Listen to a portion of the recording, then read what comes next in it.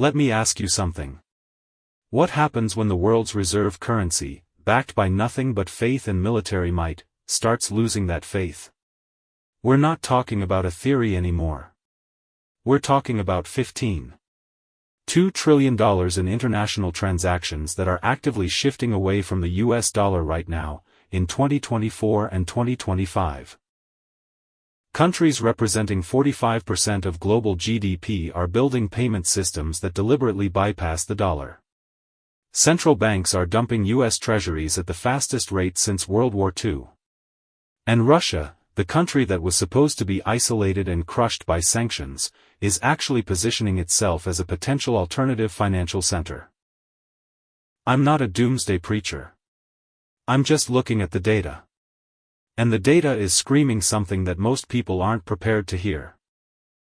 Why is this crisis happening specifically in 2024 to 2025? 3 words: weaponization of currency. When the United States and its allies froze $300 billion of Russian central bank reserves in February 2022, they didn't just punish Russia. They sent a message to every country on Earth: your dollars aren't really yours. China watched. India watched. Saudi Arabia watched. Brazil watched. For 80 years, the dollar has been the world's reserve currency because countries trusted it. Not because they loved America, but because they believed the system was neutral, that property rights were sacred, that money was money regardless of politics. That trust is breaking. And when trust breaks in financial systems, the consequences move fast. Faster than most people can react. Let's start with the numbers that should terrify anyone holding long-term dollar-denominated assets. BRICS just expanded from 5 countries to potentially 11. Brazil, Russia, India, China, South Africa were joined by Saudi Arabia, UAE, Egypt, Ethiopia, Iran, and Argentina expressed interest before backing out. These countries represent 3.6 billion people, 37% of global GDP, and control approximately 72% of the world's rare earth minerals. But here's what matters: they're building infrastructure to trade without dollars. China's cross-border interbank payment system, CIPS, processed 136 trillion yuan in transactions in 2023. That's $19 trillion equivalent. 5 years ago, it was barely 2 trillion. Russia's SPFS system, their answer to SWIFT, now has 556 participants from 20 countries. India and Russia are settling oil trades in rupees and rubles. China and Brazil are trading in their local currencies, bypassing the dollar completely. Saudi Arabia, the country that created the petrodollar system in 1974, is now accepting yuan for oil sales to China. Let me repeat that: the foundation of dollar dominance, the petrodollar, is cracking. The Shanghai Cooperation Organization, overlapping with BRICS, is discussing a new reserve currency backed by a basket of commodities including gold. Russia proposed this at the 2024 BRICS summit in Kazan. They're not talking about it anymore, they're building it. Do you remember when Gaddafi tried to create a gold-backed African currency in 2011? Libya was destroyed within months. But you can't invade China and Russia simultaneously. That's the difference. The world has changed. Here's where it gets really interesting. And by interesting, I mean potentially catastrophic for dollar holders. Central banks globally purchased 1,136 tons of gold in 2022. In 2023, 1,037 tons. Who's buying? China, Russia, Turkey, India, Poland. China officially reported 2,235 tons of gold reserves, but analysts estimate they actually hold between 4,000 and 6,000 tons unreported. Why does this matter? Because simultaneously, these same countries are dumping US treasuries. China's holdings of US treasuries dropped from $3 trillion in 2013 to $769 billion in 2024. That's a 41% reduction. Japan, traditionally the largest holder, is selling to support the yen. Belgium, which many suspect is a proxy for Chinese holdings, has reduced its treasury holdings by 37% since 2020. Think about the implications. Countries are converting dollars into hard assets. They're preparing for something. What are they preparing for? I'll tell you what they're seeing: $34 trillion in U.S. national debt, growing by $1 trillion every 100 days. Interest payments on that debt now exceed $1 trillion annually, more than the entire defense budget. The U.S. is borrowing money to pay interest on money it already borrowed. Russia learned the hard lesson in 2022. They held approximately $640 billion in foreign reserves. $300 billion got frozen. Now, Russia holds 2,335 tons of gold, up from 1,900 tons in 2020. Gold can't be frozen by a keystroke. Gold doesn't care about sanctions. This is where the real danger lurks, hidden in the interconnected systems that nobody talks about until they break. The global financial system has approximately $640 trillion in derivatives exposure. Most of these contracts are denominated in dollars. Most assume dollar stability.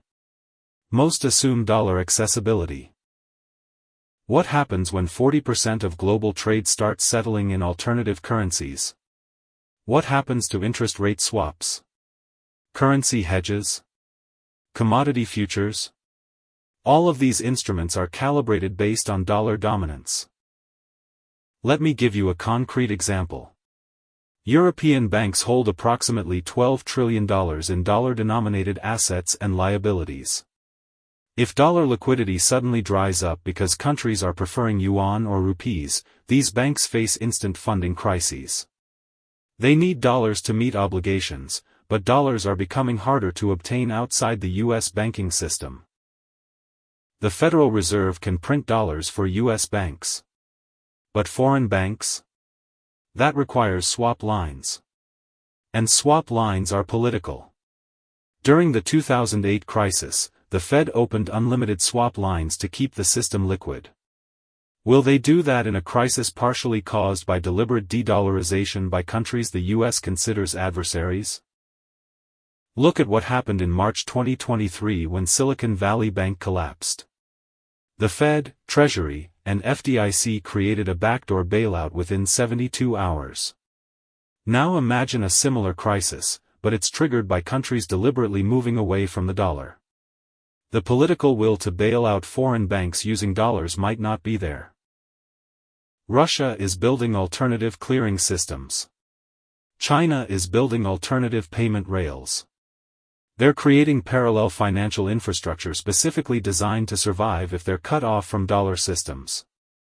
That's preparation for war, financial war. How do you identify which institutions are most vulnerable to this shift? First, look at international banks with large dollar-denominated loan books to emerging markets. If those markets start transacting in local currencies or yuan, the banks face currency mismatches. Second, examine commodity trading companies. Historically, all commodities were priced in dollars. Now, China is pricing iron ore in yuan. Oil is increasingly priced in multiple currencies. Trading houses built their risk models on dollar assumptions. Third, watch pension funds and insurance companies holding long-term U.S. treasuries. If yields spike because foreign buyers disappear, those safe assets become loss generators. Fourth, monitor currency reserves of countries friendly to the U.S. Are they diversifying? Poland increased gold reserves by 50% in 2 years. That's not random. Fifth, follow the SWIFT data. Transaction volumes in dollars versus other currencies tell you the real story, not the political statements. Alright, let's talk about what you actually do about this. Because understanding the problem without having a plan is just anxiety with extra steps. Strategy 1. Physical gold allocation, 10 to 20% of portfolio. Not gold ETFs. Physical gold. ETFs can face redemption issues during crises. Gold stored outside the banking system, preferably in multiple jurisdictions. Switzerland, Singapore, jurisdictions with strong property rights. Strategy 2. Diversify currency exposure. Hold Swiss francs, Norwegian krone, Singapore dollars. Currencies backed by strong fundamentals and not purely dependent on dollar system. Open foreign bank accounts if possible, but understand the tax implications. Strategy 3. Commodities and commodity-producing stocks. If de-dollarization accelerates, commodities traditionally priced in dollars might see price increases in dollar terms as demand shifts to yuan-priced contracts. Consider agriculture, energy, metals. Strategy 4. Reduce long-duration bond exposure. If foreign treasury buyers disappear, yields spike, prices fall. Move toward shorter duration or floating rate instruments. Consider TIPS, Treasury inflation-protected securities, as partial hedge. Strategy 5. Geographic diversification of assets. Don't keep everything in US-based accounts or US-only investments. Consider international stocks, real estate in stable jurisdictions, assets that aren't purely denominated or dependent on dollar strength. Strategy 6. Build liquidity buffers. Keep 12 to 24 months of living expenses liquid. Not in money market funds that invest in commercial paper. In actual cash or very short-term treasuries. During transitions, liquidity is king. Strategy 7. Real assets and productive assets. Land, businesses that produce essential goods, infrastructure that generates cash flow regardless of currency regime. Real assets maintain value across monetary transitions. Strategy 8. Consider emerging market exposure carefully. Countries like India, Indonesia, Vietnam are building independent financial relationships. They might benefit from a multipolar financial world. But research thoroughly, political risk is high. The cost of these preparations?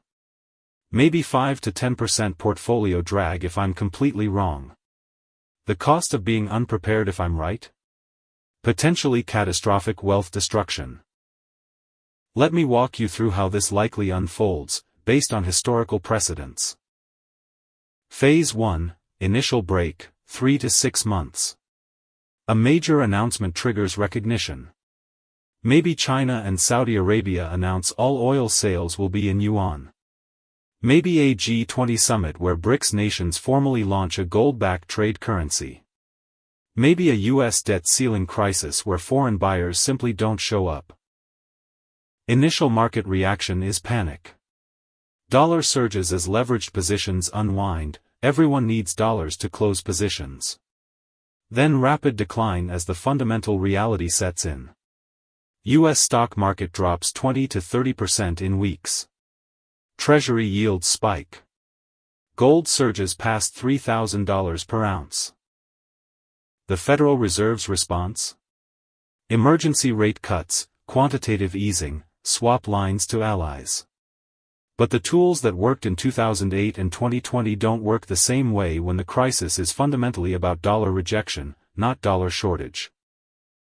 Phase 2, Contagion, 6 to 18 months.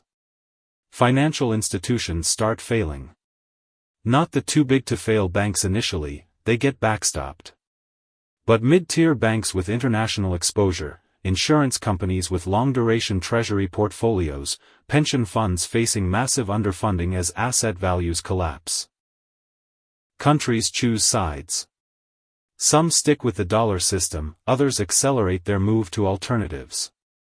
Trade fractures along these lines. Globalization reverses rapidly. Social unrest increases as import prices surge in the US.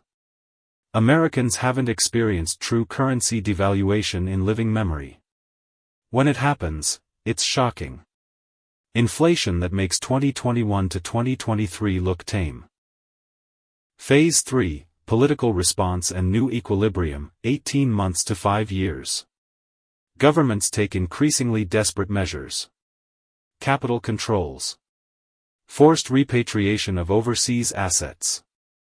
Potential wealth taxes. Emergency legislation that overrides contracts and property rights. History shows this happens when nations face financial existential threats. Eventually, a new system emerges. Maybe it's multipolar, dollar for some trade, yuan for some, euro for some, commodity-backed currency for some. Maybe it's regional currency blocks. But it's not the unipolar dollar dominance we've had since 1944. Russia, in this scenario, doesn't become the new center in the way the US was. But it potentially becomes a major node in the commodity and gold-backed portion of the new system. Energy, grains, metals, gold reserves give them leverage that financial sanctions can't touch. Look, maybe I'm wrong. Maybe the dollar maintains its dominance for another 80 years. Maybe BRICS falls apart due to internal contradictions between China and India. Maybe the US fiscal situation magically improves. But here's what I know, the current trajectory is unsustainable. $34 trillion in debt growing exponentially. Political weaponization of the reserve currency. Alternative systems being built deliberately and with significant resources. The cost of preparing for this scenario is minimal. Some portfolio adjustments, some diversification, some insurance. The cost of not preparing, if this unfolds even partially as described, is potentially ruinous. I'm not telling you to panic. I'm telling you to look at the data, consider the historical precedents, and make rational preparations. Because the countries with the most to lose from dollar dominance are preparing. Central banks are preparing. The question is, are you? The world is changing faster than most people realize. The financial order that has existed for your entire lifetime might not exist in 5 years. That's not fear-mongering. That's just observation. Do with that information what you will. But remember, it's better to be a year early than a day late when it comes to systemic shifts. The window for preparation is closing. Use it wisely.